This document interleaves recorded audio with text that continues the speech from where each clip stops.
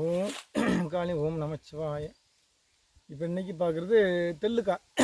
இதை வந்து சூட்டுக்காயின்னு சொல்லுவாங்க.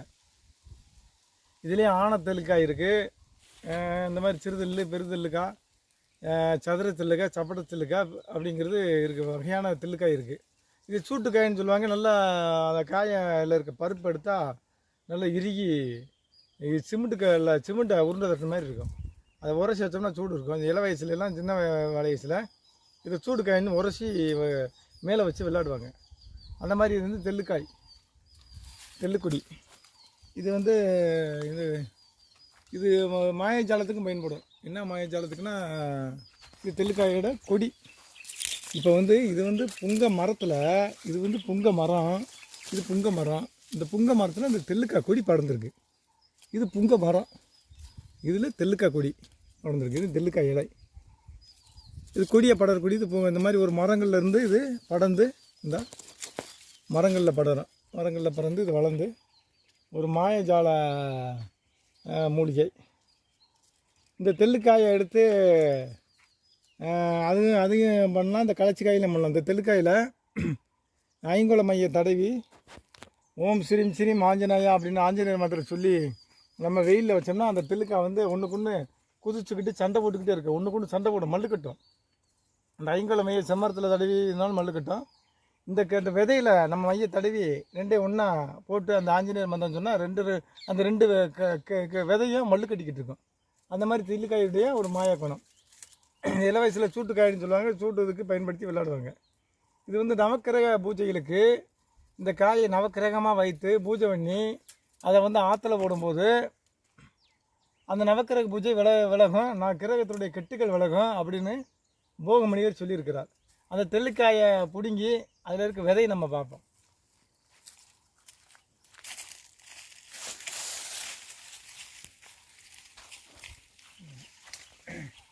இந்த பக்கத்தில் இருக்கு.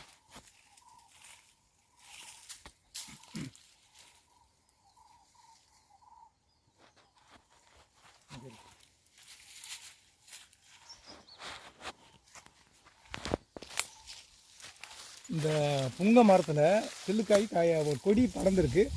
அதனால் வந்து நம்ம கவனமாக கொடுக்கணும். இந்த காயில் முள் பயங்கரமாக இருக்கும், பொடி முள். அதை பார்த்து நம்ம கவனமாக இருக்கணும், இல்லாட்டி நறுக்குன்னு குத்தி போடும். இப்படி கொடி எடுத்துட்டு இந்த தெல்லுக்காயை பிடுங்குறோம். பிடிங்காச்சு தெல்லுக்காய்.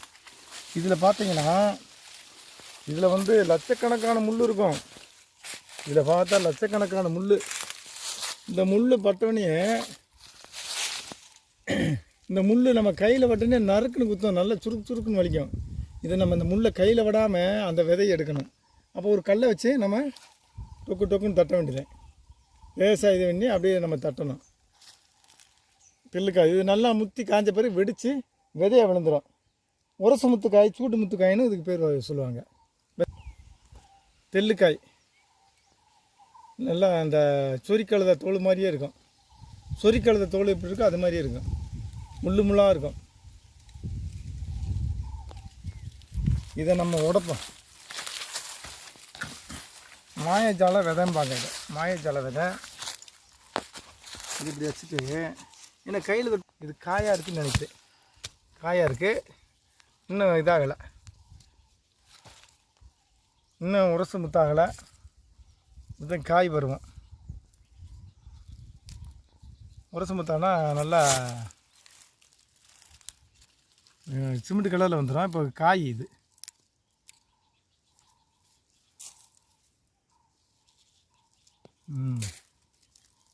இது நல்லா பிஞ்சாக இருக்குது.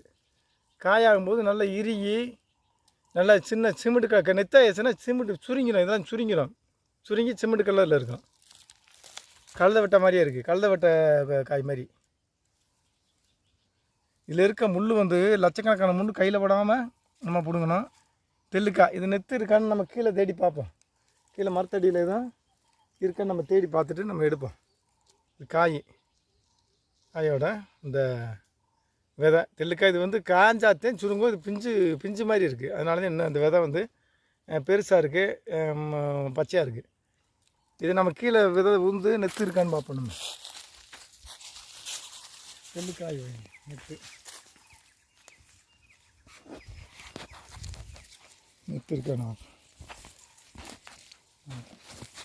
கிண்டி பார்க்கணும். இதுக்குள்ள இத்தனை காய் வருது. காய் பருவம்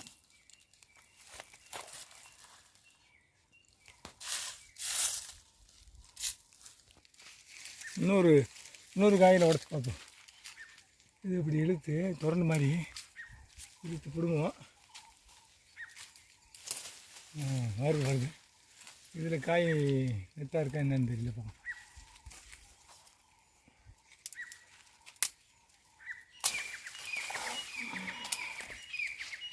குத்திருச்சு. இந்த கையில் இந்த குத்துச்சுன்னா இந்த மாதிரி பட்டுரும். இங்கே பாருங்க முள் கையில் குத்திருச்சு. இந்த முள் தான் நமக்கு கவனமாக போடுக்கணும்.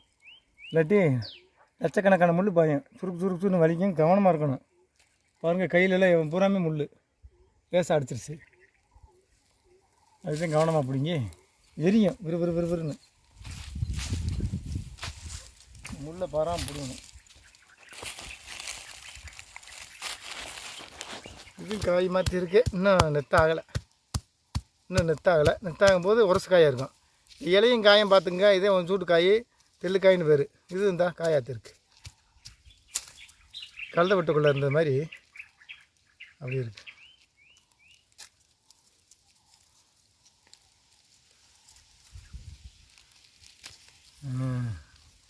காய்தான் இன்னும் காஞ்சி நெத்தாகணும். காஞ்சி நெத்தாச்சுன்னா இதை பற்றி அந்த பருவத்துக்கு வருது. இந்த அந்த ஒரு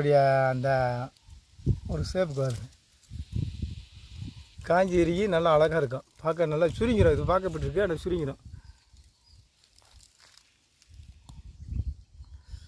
எரியும். அது வந்து கவனமாக விடணும். அந்த லட்சக்கணக்கான முள் நம்மளை பாய்ச்சிடும்.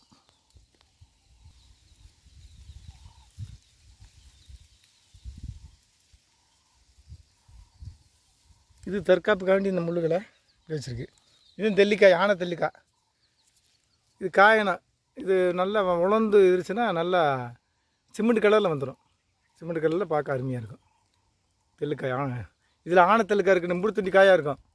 அது காயை பெருசு இருக்காது. காய் அது ஆனை தெல்லிக்காய்ன்னு சொல்லி ரொம்ப அடர்ந்த மலைப்பகுதியில் ரொம்ப வளரக்கூடியது. அடர்ந்த வனங்கள்லேயும் அடர்ந்த மலைப்பகுதியில் அது பெருசு. அது எத்தனை அடி 100 அடி மரத்தில் விட அது வாட்டுக்கு வளர்ந்து போகும். வந்தது அது ஆனத்தலுக்கா. அது இது வந்து சாதாரண தெல்லுக்கா. இந்த முள்ளுகளை எடுப்பேன். எங்களுக்கு இந்த மாதிரி இதுகளுக்கு பயன்படும். வைத்தியத்துக்கு என்ன பயன்படுத்துறதுன்னு நம்ம அடுத்த இதில் பார்ப்போம். நம்ம ஓம் காளி ஓம் நம சிவாய.